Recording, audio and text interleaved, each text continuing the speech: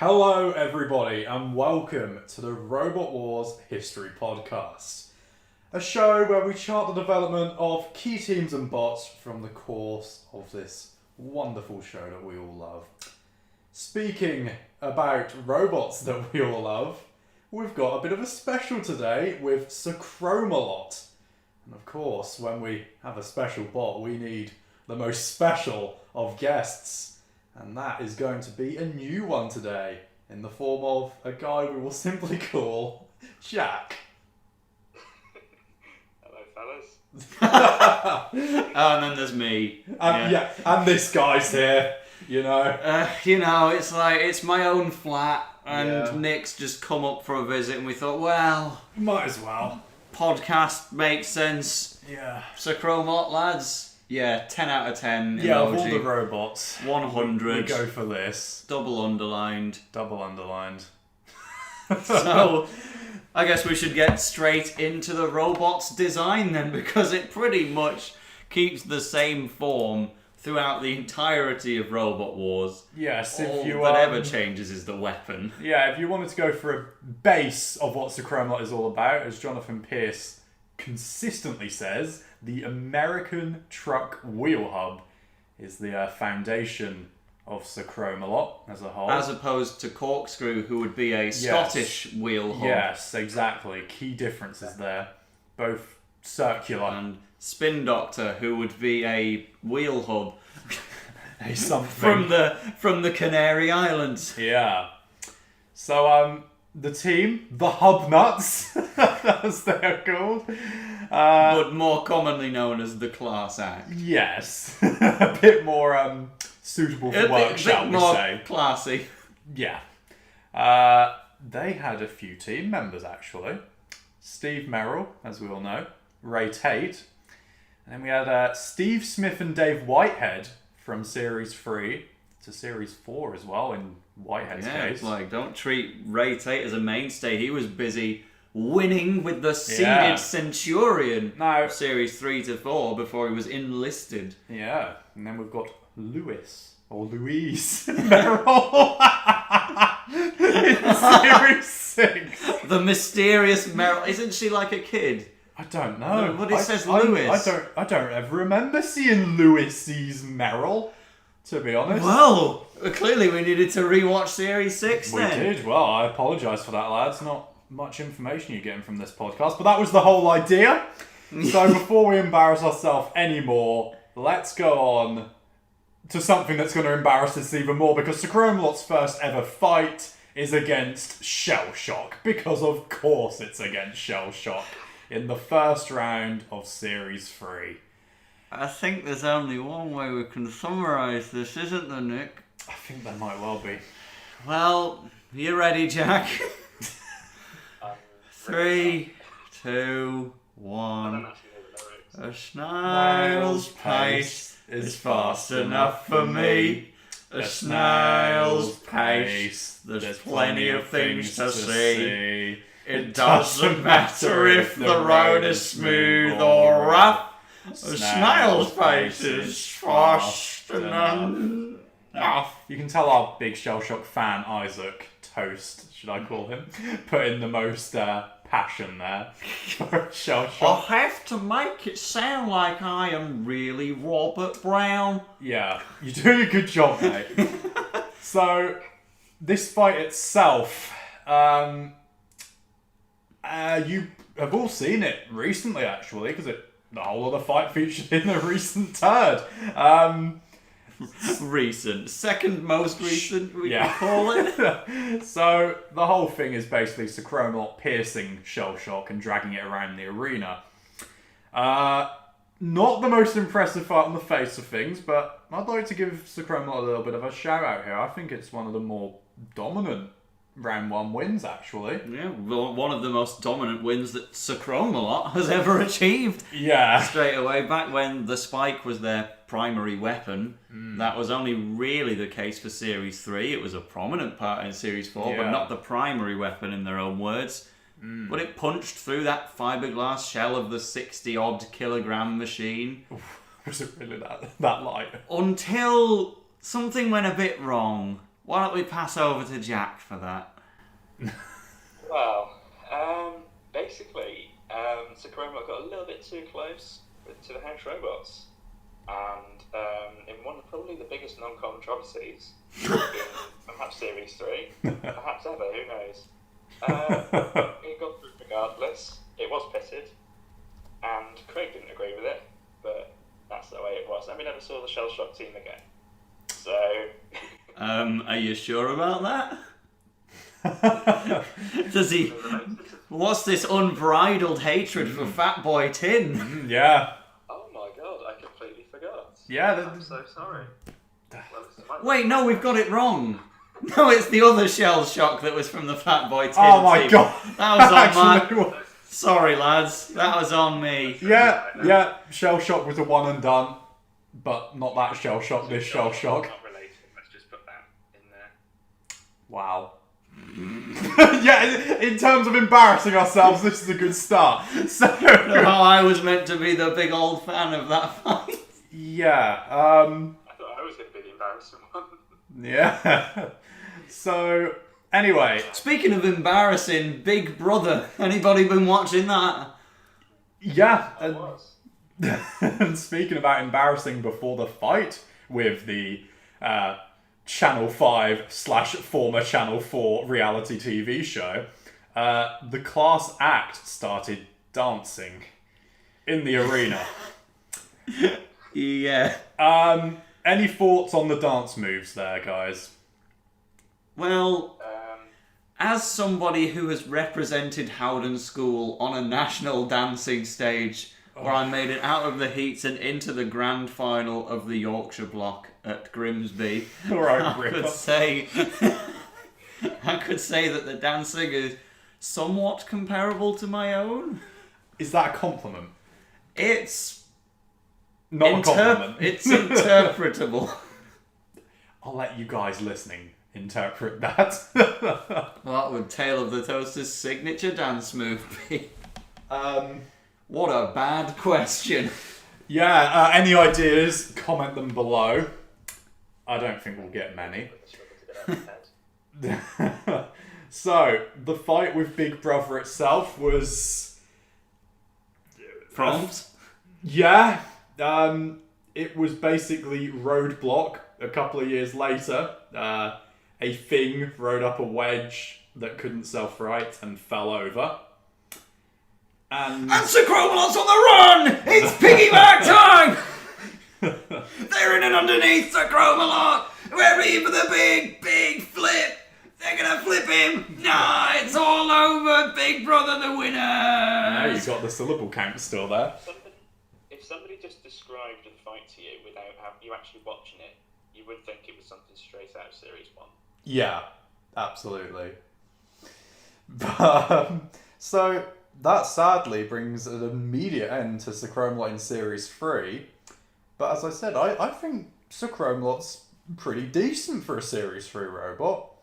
Yeah, but you could also say that the producers kind of agreed, which is why they gave Yes. it a completely open heat, one of the easiest True. possible in Series 3. But at the same time, Big Brother was one of the worst machines it could face. I think it could hold its own against a good amount of non-steep wedges. Is this Sir Chromalot versus the entirety of Series 3 getting started here? Maybe. So, do we want to do it versus the semi-finalists? A round 2 loser. No. Moving on. So Chromalot came back in Series 4. It basically tripled its height by adding the Eiffel Tower on top of it. Excuse me, Eiffel Tower is a copyrighted product, and so we have to refer to it as a famous landmark. Yes, we'll do that. So the famous landmark is gonna be a Shremek. It's gonna land on its side, according to Steve Merrill, and when it does, it's gonna push itself back over with these poles that push out from the big pole of the famous landmark. Didn't get much of a chance to show that in its first fight. against Reactor. It was certainly given a chance. It did fight a Flipper, but it's probably better that it didn't get flipped. Yeah. You would think. If not, the loser of this fight would have had another UK championship battle. It was Reactor in there, as well as the loser, Scorpion. Now, of course, Sir Chromalot has made one modification aside from its new self-righting tower. That's their new primary weapon that they've bodged onto the side. It's true. A rotating drill, as opposed to a drill which just sits still. The pioneer of drill spinners. Ming Dynasty just sees this and thinks, yep, I need to try that. That's a good idea 3 years later. In Steve Merrill's own words, he says it's better than Sir Kilolot's. Well, he says it's the same weapon as Kilolot's, except better. Yes. Which is some way to put it. But I can't say I disagree. It does do some damage in this fight. That's true, which actually. is more than Kilolot That's true. manages to cause with the drill. Yeah. It faces another fiberglass lid. This time with Scorpion, and uses the drill to cut through it. Yeah, and somehow Scorpion comes out of a fight with Reactor and Sir Chromalot with punctured bodywork and flat tyres. Like, how do you take that much damage against those two? And it loses the top of its scorpion tail in the iconic scene in the Robot Wars intro, and then catches fire. Yeah, I don't know if that was an O of joy, or if it was an O of... Oh, I've seen it all before. Yeah. You know, Rosie the Riveter versus Tut Tut, I've had enough. Yeah. Can't be bothered with this anymore. Get Humphrey off the flipper. Don't need to see it fly anymore. But, this melee is very strange. I shouldn't say this publicly. I like it. I just watched it, you know? I think it's okay. It's ponderous. Let me remind you that the Chromalot, by the way, is the 27th seed. Exactly. So they're supposed to be the one that you fear in this melee. Yeah, and it was. Reactor got bullied. Scorpion got bullied by Sir Chromalot. In the opening stages, I guess Sir Chromalot takes the lead, but Reactor gets the kill.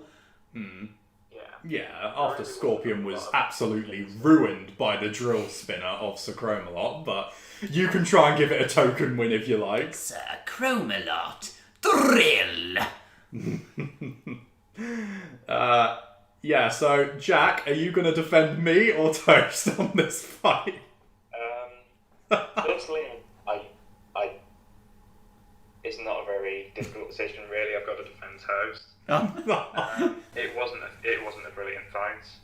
The robots were just bumping around a lot until Scorpion was flipped, and then Jonathan Pierce just loses his mind and the Reactor gets stuck under the spike. I don't know what that was all about, really, but well. Yeah, it is what it is. I don't know what he's saying in the fight, to be honest.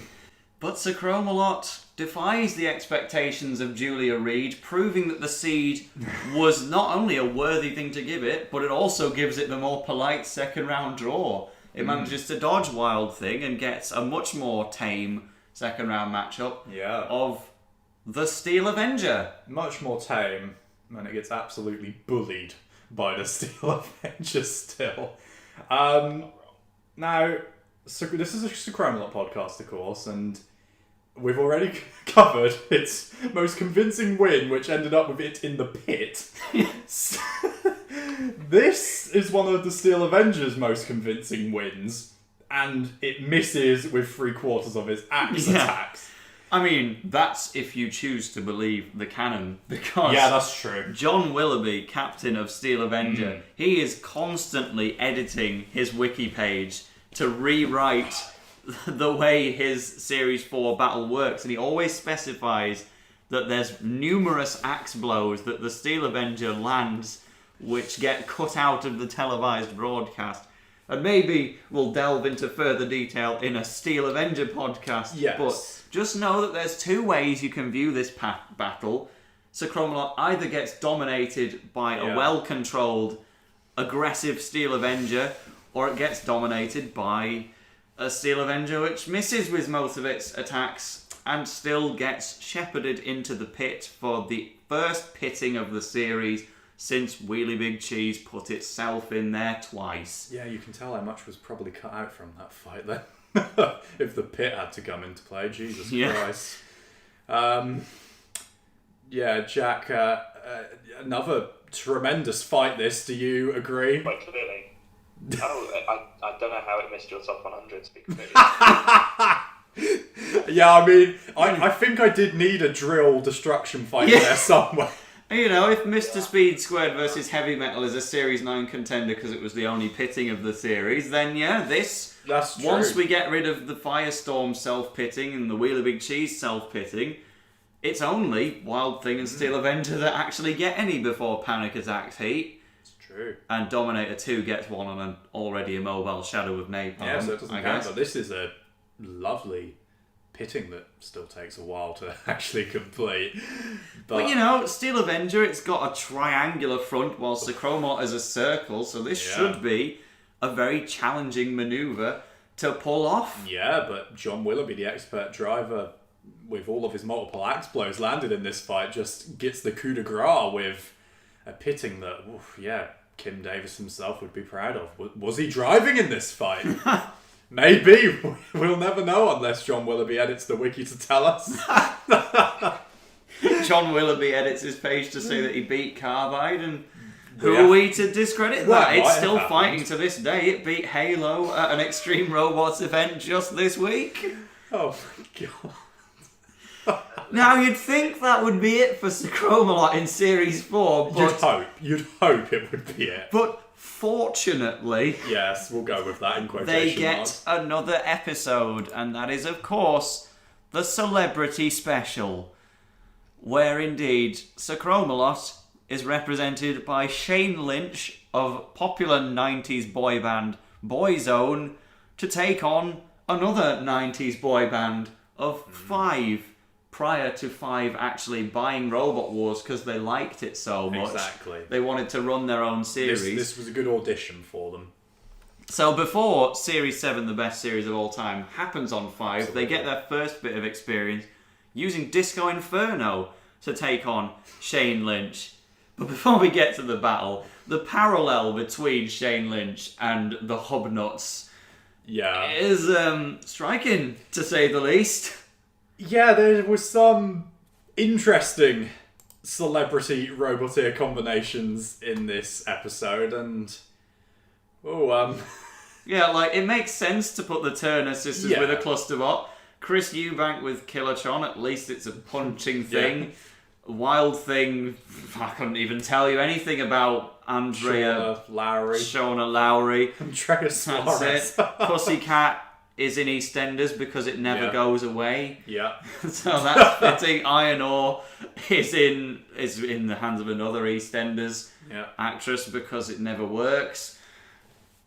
And then we've got the boy bands. Five get a robot that just straight up doesn't work. Yeah. While Shane Lynch, the guy with nose piercings, a shaved head, red hair, is given just a circle with some very politely dressed formal people who are also accompanied by the cheerleaders that we didn't even mention. Yeah, that's true. That's a battle in and of itself. The cheerleaders enter the arena and they put up a good 2 minutes before they're immobilised in the centre of the arena. We genuinely see more of them than half of Series 5's judges' decisions. I think the Chromettes deserve a place in any fantasy tournament that you try to run. You didn't need to emphasise the fantasy then. Oh dear, this is going to... At least it was filmed 18 years ago. Yeah, So the Chromettes, I'm sure they're capable of beating Yebo Robo. Yeah. But they weren't able to help Sir Chromalot in its quest, really. But it does get a win here. Incredibly. Over Disco Inferno. Talk us through the fight, Jack. A wonderful executive summary there of everything that happens in the fight. Yes, indeed. Disco Inferno drives into the wall. Sir Chromalot drives over the flame pit to molt off its chrome curtain that they've wrapped around the Shremek to intentionally make it so it couldn't self-right Yeah, that's quite... after going to all that work of putting a Shri mech on it, and then Disco Inferno literally just dies. I think it was a big missed opportunity with this being a Christmas special not to make it look like a Christmas tree.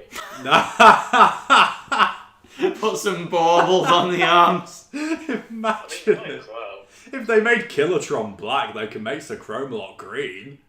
God. Put some tinsel on it, lads, come on. Yeah, where's the effort put in there? That's a mighty shame. Yeah, people always talk about Kilotron's alternative paint job, and they refer to the orange in Series 2, but no, Yeah. don't forget the black one Exactly. from Series 4. But yeah, so like, Disco Inferno dies, so Chromalot gets to push it onto the evil ejector, That's the one. The famous evil ejector. and that's it, it's through! Again, it always makes it past round 1 somehow. And if Sir Chromalot winning this fight wasn't bad enough, just to compound the misery for Disco Inferno in Series 4, it lost in its debut series by knockout to all 3 of Sir Chromalot, Major Tom, and Shadow of Napar. Can't wait for the Disco Inferno podcast. This thing won something! And it lost to these 3 just a series earlier.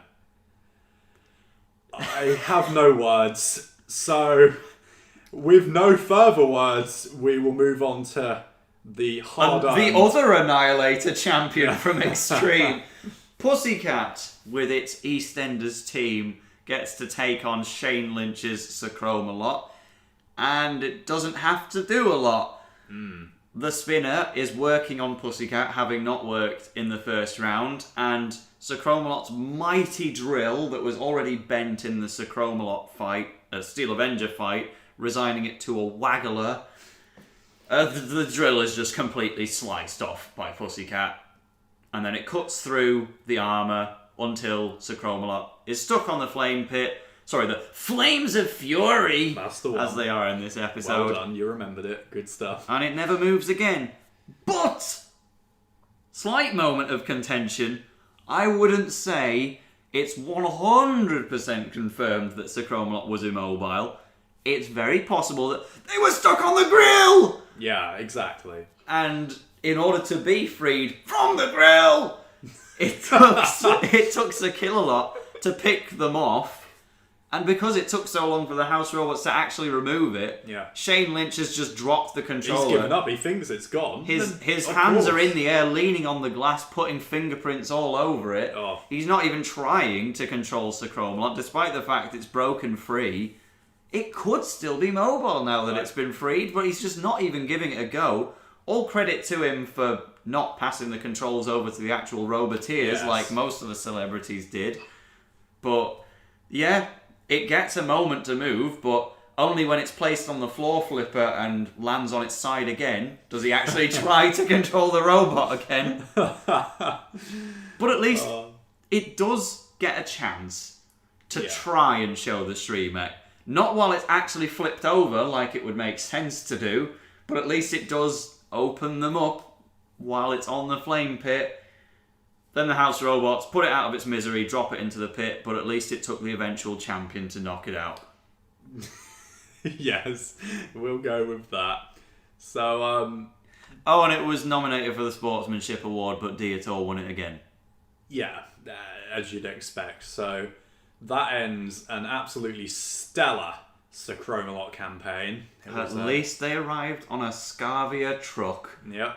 with the newspapers as well. Yeah, Series 4 has some really nice little intro scenes for robots just as they had their melees introduced. The Plunderbird one on the helicopter. This one. It's really They nice also little get their touches. chance in Extreme 1 Yes, to they arrive do. in a different way.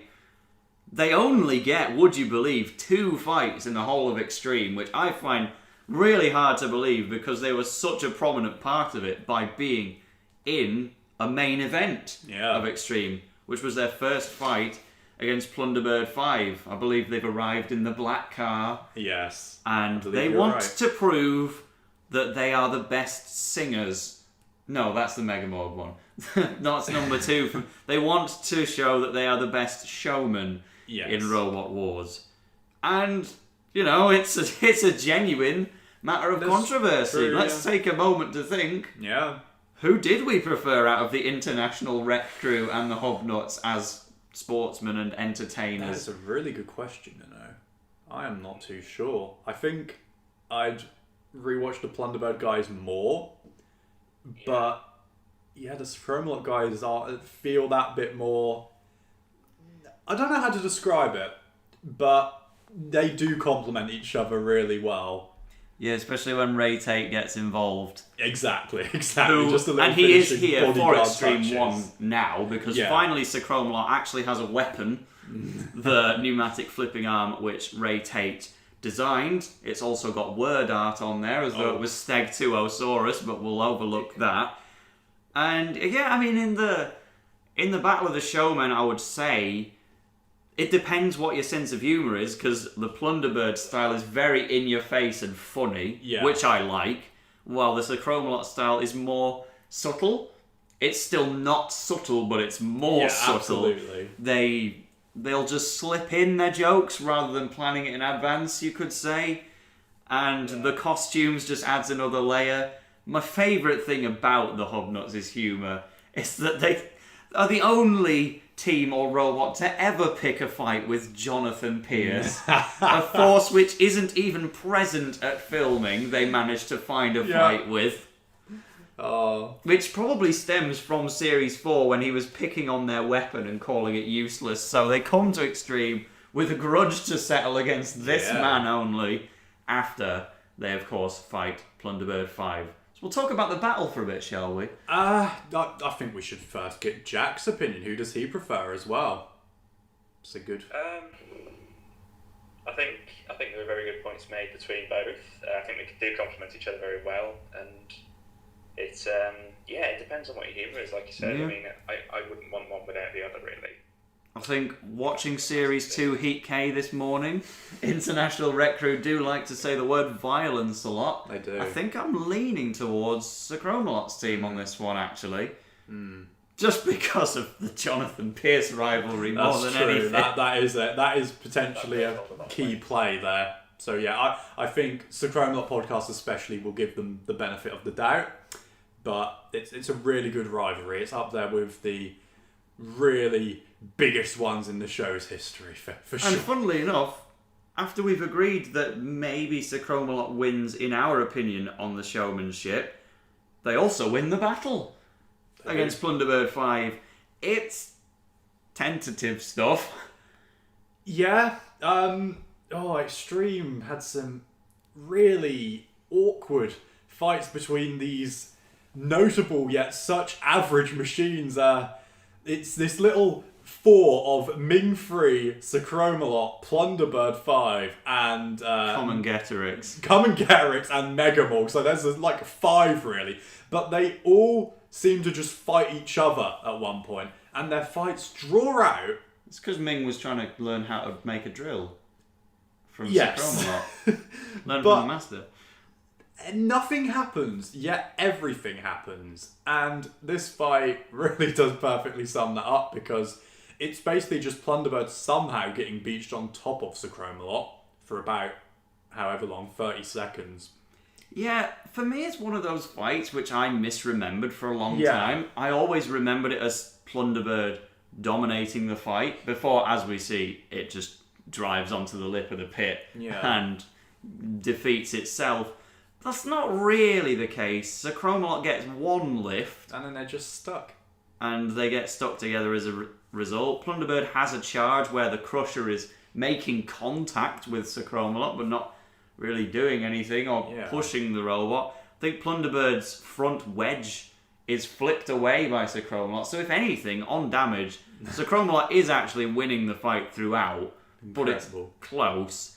And then, in the end, they just draw Plunderbird onto the pit. That's the end. Sir Chromalot show that they are the better showman, and then utterly 180 on it and show that they're not the greatest showman by letting Plunderbird sing out the show instead. Oh boy. And boy did they.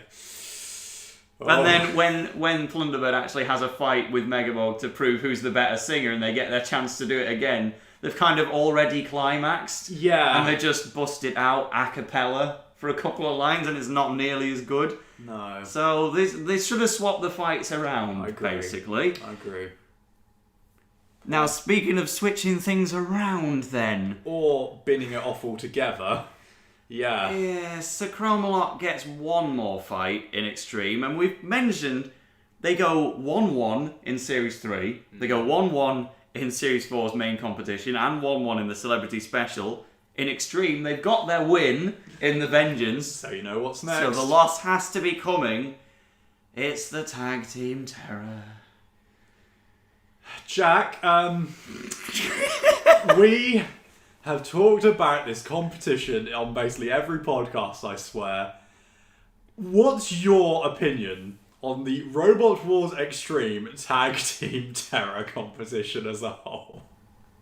I felt it was vastly inferior to the Extreme 2 Tag Team Terror. Hey, we'll get to that later on. We're not here to talk about that. Yeah, I really didn't think it was very memorable. I don't think it's got much rewatchability factor at all. This is much more polite than I expected, by the way, Jack. You're welcome to rip into it. Yeah, it just wasn't very good, was it? Let's be honest. Yeah, there is a good point there about not much memorability, because it should be. The lineup in the tag team has so much potential for laughs and fun. We've got Thermidor, we've got Sir Chromalot. Napalm. So dangerous we keep him in a cage. Yeah, the 101 and King B guys. Yeah, together. Pussycat joins in later on. Dietor's there. Yeah. It should be pretty good. But even when we have... Although, there is one obvious team which was never going to do well, and that's this one. Sir Chromalot. We've seen some really bad tag teams in the past, like Scorpion and Invertebrat got involved, but at least they had decent teammates. Oh. Sir Chromalot and Napalm is an utterly irredeemable partnership. Is it the worst ever? Mighty Mouse and Velociraptor might have something to say about it. I think probably, that does take yeah. the biscuit, yeah. But... Oh man, Dietor and D. This fight is the definition of a blur. I swear nothing happens, but then Napalm gets dumped out the arena. Luckily, I rewatched this fight while you were on the bog for like 15 minutes, and I, funnily enough, got to see that Sir Chromalot is one of the few tag team combatants to actually play this completely by the rules. Oh, really? So Napalm comes out first and gets dominated by the Steel Avenger in a rematch of the ages. Thor versus Mr. Speed Squared. Before that had even happened, Sir Chromalot is actually rematching the Steel Avenger. But yeah, Napalm gets twisted up by Steel Avenger, but it's still moving and it's not tagging Sir Chromalot. So Suicidal Tendency switches in to also have its share of beating up poor old Napalm. Sir Chromalot is just sitting and watching. They haven't been tagged, so they play by the rules. Jonathan Pierce can't have a go at them here. Well, yeah, I mean, for all of the criticism that loads of the showmanship teams get on Robot Wars, you know, the Chromalot guys are always very sporting, and they prove it again here. So yeah, and so they genuinely don't even enter the fight until Napalm has already been dropped out of the arena. It's at no point tagged. It literally has to see its teammates sent home before they can enter. And they get one lift on Steel Avenger, which I guess is more than they did last time. But then they just suddenly grind to a halt, having done very, very little. And then, after having played this match completely by the rules, yes, Suicidal Tendencies and Steel Avenger just kind of double team it. It's kind of unfair. Their patience was rewarded with nothing, and eventually they're dumped in the pit by Sir Chromalot without even being counted out because they were just dead. Yeah. I think we should move on from the Tag Team Terror already. That was enough time, wasn't it, Jack? Poor old Chromie. So, now though, Series 5 isn't much better for Sir Chromalot quality of fights. No, well, no, it's straight up worse. Yeah, everybody knows about how poor some of Series 5's first round fights are. Here's an example. Probably the most pertinent example of them all. Yeah. How do you let Sir Chromalot win a fight and have it be the dullest encounter in the heat? Yeah, and Roadhog drives into the angle grinder after 10 seconds, and what just makes this fight feel even more throwaway somehow is that they don't even wait to see if Roadhog can free itself. The edit doesn't show anything but bumps in the wall. Literally 1 second later, it's being counted out. It's like 8, 9, 10, bang, Roadhog's gone in 3 seconds, and it's just hilariously throwaway. It's amazing. That's all the Roadhog deserved. Sorry? That's all the Roadhog deserved, to be honest. It wasn't really worth... Including in the series, yes, M2 is watching, Barbaric Response is watching, Vader is watching, Chip is watching, Chompalot is watching, etc, etc. But at least Sir Chromalot, after having already won the fight through no involvement of its own, shows how poor Roadhog's armour is by spearing its flipper through the shell of Roadhog, doing more damage than the spike and the drill ever did in that form. They lift it up by its petard, just lifting up the robot by being speared inside of it, and then they back off and watch some house robot carnage because they're through to the next round. And thank God they were, because one of the main problems with Series 5 is the fact that teams don't get to speak unless they go to a judge's decision in round 1 or they make round 2. So if Sir Chromalot was just defeated in the first round, we would not have even heard a word from Ray Tate and Steve Merrill. But at least they get to hear they're in round 2 again for another 1-1 campaign. They get to talk the talk against one of the least comical teams in Robot Wars that didn't really have much to say in response. Yeah, to call Graham Bone straight to the point and methodical would be trying to explain it, but you know, there's a good bit of laughs in the pits beforehand. Steve Merrill making a bit of a suggestion of what Graham and Hazel could be doing up in the team booths while Alex Mordew takes the reins in more ways than one. But yeah, unfortunately the banter in the pits lasts longer than the fight.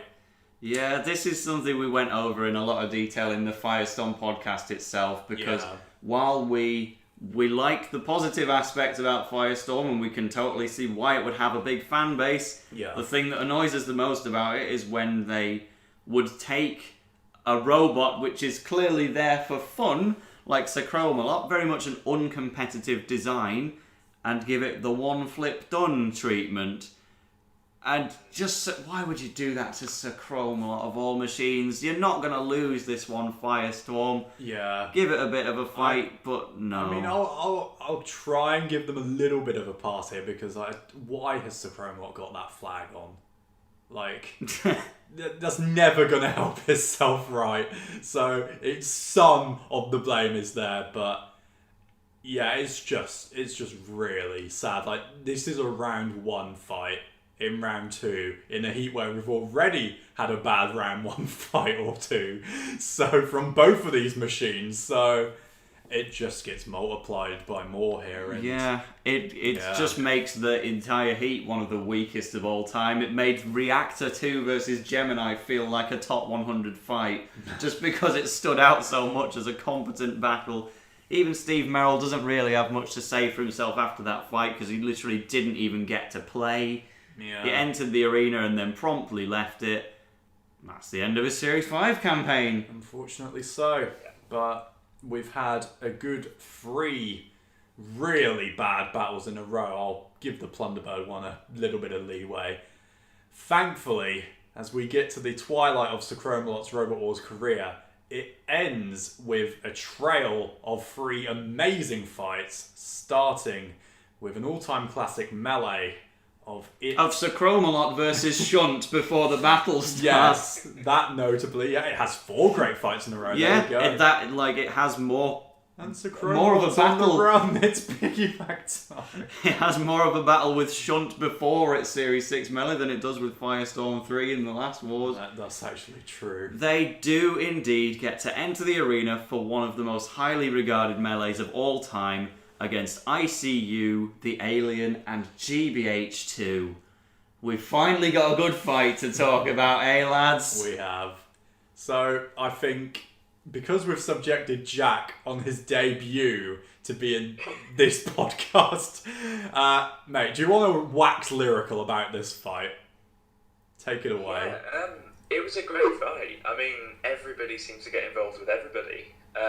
One thing I seem to remember notably was that correct me if I'm wrong, but I think everybody was flipped and everybody self-righted in this fight. I know that's not a criteria you should go off. I think that's right. Yeah, well, ICU doesn't self-right, but it is flipped. It does against the arena wall, doesn't it? With its sidebars. I'm pretty sure when it gets pushed into the pit, released by GBH2, I think it pushes itself off again.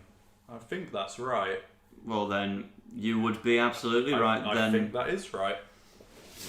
Because the alien gets flipped by Sir Chromalot, GBH flips Sir Chromalot, Sir Chromalot flips GBH, the alien flips GBH. Sir Chromalot gets the knockout flip on ICU, Yeah.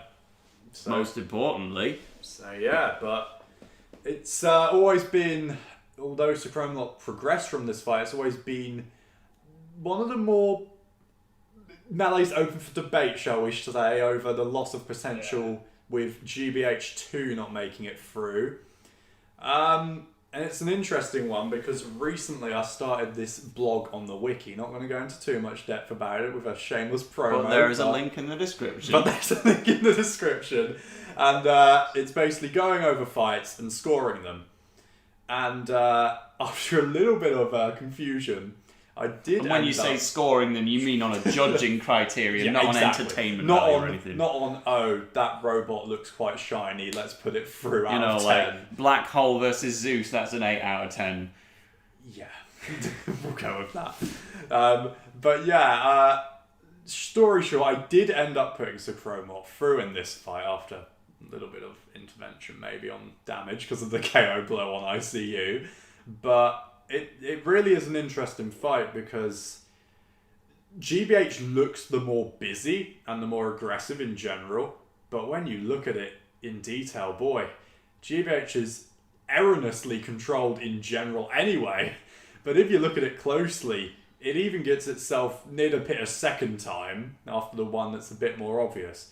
And it even gets itself stuck under the angle grinder for a good 10 seconds towards the end stage of the fight. So Sir Chromalot's not exactly boisterous, but it ticks along and it does edge its way through, whether that was right or wrong. I think the main thing that helped it was it getting the only KO of the match on ICU, which we believe translates to damage points, where only the alien could otherwise score any, which works against GBH. It's the other matter of controversy, which even applied to the judges themselves, because this was a 2-1 split decision.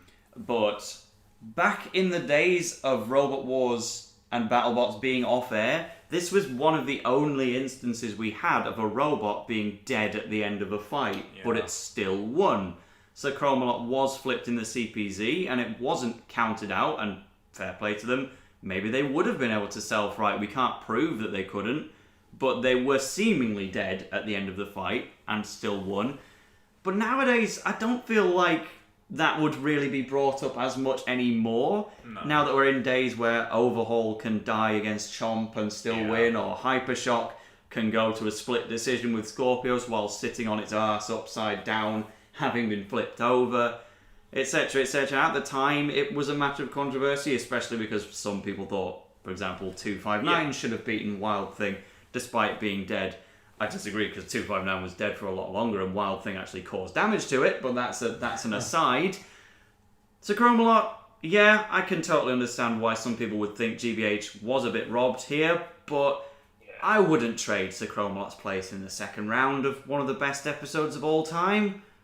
Nah, I'm happy that Sir Chromalot went through and it is defensible.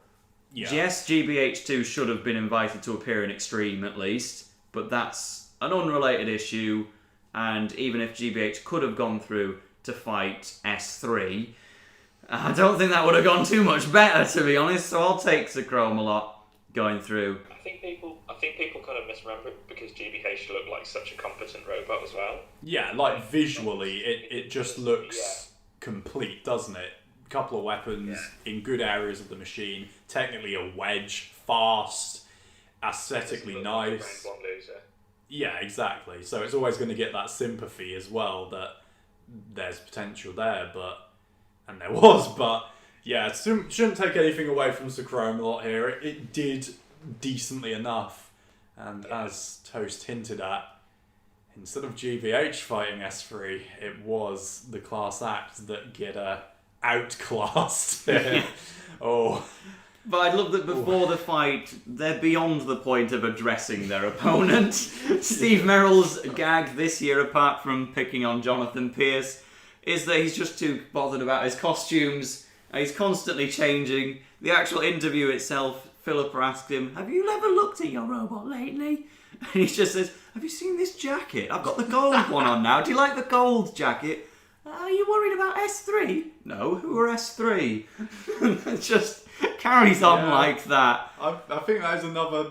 Again, on that Plunderbird Sir Chromalot thing, I think, the Sir Chromalot guys probably do have that little bit more versatility in their humour. Because and it's another subtle one. Just a quick, who are exactly. S3? Exactly, it's another one you just kind of forget about, but then when it comes on the screen, you just laugh again like it's the first time, because it's just so pure and Steve Merrily, it's great. And also, the way they actually fight in this battle is hilarious. Now, I don't know how many of you viewers have played a side mode in Robot Wars Extreme Destruction called the Endurance Battle, but it's a mode where you have to fight 7 robots in sequence, the last of them being in a house robot, and they just gradually enter the arena, and by all means it shouldn't be possible to win. Yeah. However, this is a game released in 2002 or 2001 kind of time. AI wasn't the best. You could just park behind the pit and let the other robots drive into it. And that's exactly what Sir Chromalot tries to do with the admittedly unwieldy and very pitiable S3. Yeah. I genuinely don't blame them. This was probably better than actually trying to fight it properly. S3 might have driven onto the side, and Sir Chromalot might have won the exploding wooden clock, which is the prize you get for winning endurance, if you weren't aware. But yeah, I mean, S3 does come close to the pit a couple of times, so you understand, but it's just really funny the way that you can tell that S3's getting wound up by all of these jokes, and it just comes in with 2 really big hits to just absolutely wreck the protective truck wheel hub layer, shall we call it? We'll give them a bit of credit. They've actually made it so the robot can self-right now, and they did it in the last round, and they do it here again after the first hit from S3. We get some classic Jonathan Pierce 13 Black versus Dominator 2 commentary. Oh no, he's nearly got in the pit! But yeah, there's only really one place for them to go, and Dead Metal puts them in there after they are flipped over by S3's killer hit. In fact, it's not even flipped over, it's just straight up immobilised by it. Absolutely. And Dead Metal pops the Chromalot in the pit and falls in behind it. Did he do that in Series 5 as well, with Sir Chromalot? Probably, yeah. Because he did it with Gemini in the same heat. He didn't do it with Sir Chromalot twice, did he, the nugget? I think he might have. Surely not. Oh, well, no. with Firestorm versus Sir Chromalot being so short, I'm sure the viewers saw the whole thing on screen anyway, so we won't dwell on that. Sir Chromalot is out of Series 6 with yet another 1-1 record. Surely that means that when they enter Extreme 2 in a fight against Hypnodisc, Smithy and Dan Tonkia, they're going to pull it off again, right? No, they don't. They finally ruin the streak, and Sir Chromalot, they just enter this fight looking the worst they've ever appeared. They've put hazard stripes around the outside, They've put chains on top of the robot. The flag's back. Even the camera shoots it from directly above, so you can't make out the shape of the robot. And rightfully, they keep away from Hypnodisc until it's ooted, so they don't get last place. But that's all you can really say about them. Yeah, I that is pretty much all that. What were you about to say, Jack? I was just saying, it's a bit of a sad time, really. It's a bit like, seeing all the chains on it and everything.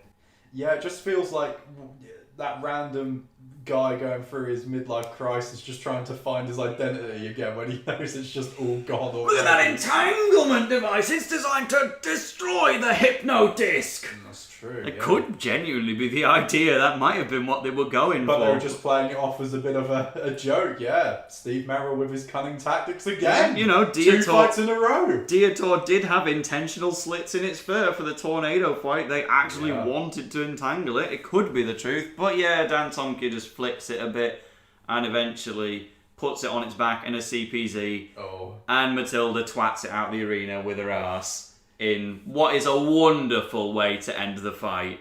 Yeah, and Matilda doing 2 of those in 2 fights in the challenge belt. Yeah, and that's the second Uta within that fight itself, of apparently 3, if Mike Lambert is to be believed. He did claim he flipped Smidsy out of the arena in an attack edited out of the fight. And yeah, I can believe him, because when the battle is called at cease, they are still fighting. There's no showing of the robot slowing down or coming to a stop. They just in fact, Dan Tomke is under Smidsy exactly. when the fight ends. So yeah, it's believable. But finally, Sir Chromalot's televised campaign comes to an end.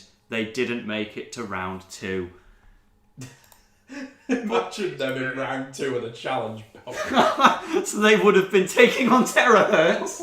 Oh, I think I'll pass on that one. Or they might get lucky and get Iron Ore, which was getting ooted. But although that's the end of Sir Chromalot in Robot Wars, I think we do need to give a passing mention to the fact they did want to be in Series 7.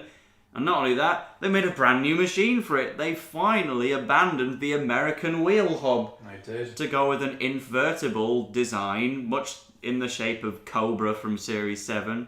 Not the best comparison in terms of complement. Yes. But they had some vertical grinding discs at the front. It looked competent, but it fought Scorpion in its qualifier, and that is a deadly disc, and they apparently had to get swept out of the arena with a broom. It didn't sound polite. I don't know what... There's one thing, Firestorm overturning Sir Chromalot and leaving it for dead, but ripping apart the new Sir Chromalot in an untelevised qualifier, yeesh, Scorpion. Yeah. There's no doubt in my mind that Sir Chromalot would have been offered a place in the series. I imagine it just wasn't ready to compete.